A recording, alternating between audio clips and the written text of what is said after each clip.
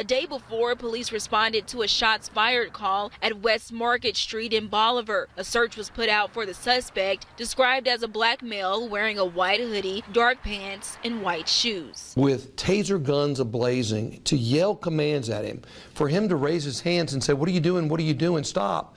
And for them to still tase him twice. According to a lawsuit filed by Woods' attorneys, he was tased by police, mistaken for Demario Sanders, the man police were looking for. As they were doing it, I was asking, like, what's going on? What's going on? Welcome back to Audit the Law. All right, let's set the scene. Picture this. You're feeling under the weather, right? You decide, hey, I need to see a doctor, so you head to the hospital. But instead of getting a prescription, you get zapped with a taser and slapped in cuffs. Sounds insane, doesn't it? Well, this isn't some wild, made-up story. This is exactly what Cameron Woods, a 23-year-old guy, claims went down with him over a year ago. So Cameron, feeling all sorts of messed up, goes to Boulevard General Hospital. It's December 16th, 2022. He's having trouble breathing, which is scary enough. He throws on a white hoodie, blue pants, and black shoes, not thinking twice about his outfit. But little did he know those clothes would flip his night on its head. He walks in, thinking it's just another Thursday, expecting to maybe get an x-ray, some meds, and a pat on the back. But when he's taken to the x-ray room, boom, his world gets turned upside down. Out of nowhere, he's facing down the business end of a taser wielded by the Boulevard police, all because of a crazy mix-up. Let's rewind a bit.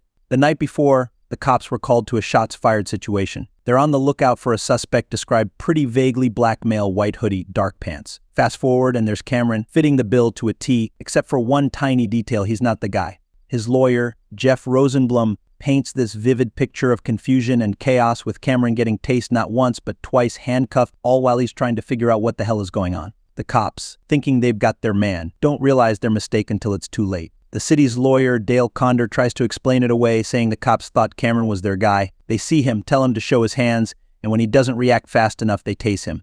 Turns out the real suspect, a guy named Demario Sanders, was out there, eventually getting nabbed for aggravated assault. And the kicker? The dude looks nothing like Cameron, apart from the clothes. Cameron's still shaken up by the whole ordeal. He's out here thinking, why me, and honestly, who wouldn't be? He's hoping this lawsuit against the city and the cops can spark some real change, make them think twice before jumping the gun. And then it's like just everything just happened out of nowhere. It just caught me off guard, scared me. And as they were doing it, I was asking, like, what's going on? What's going on?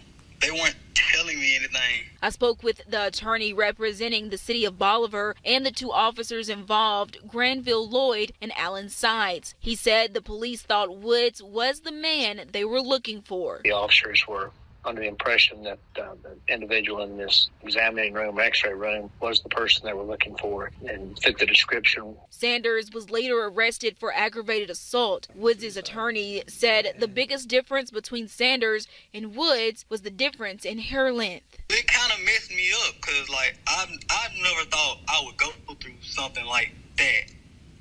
Like, it still kind of affects me to this day just thinking about that because it really scared me.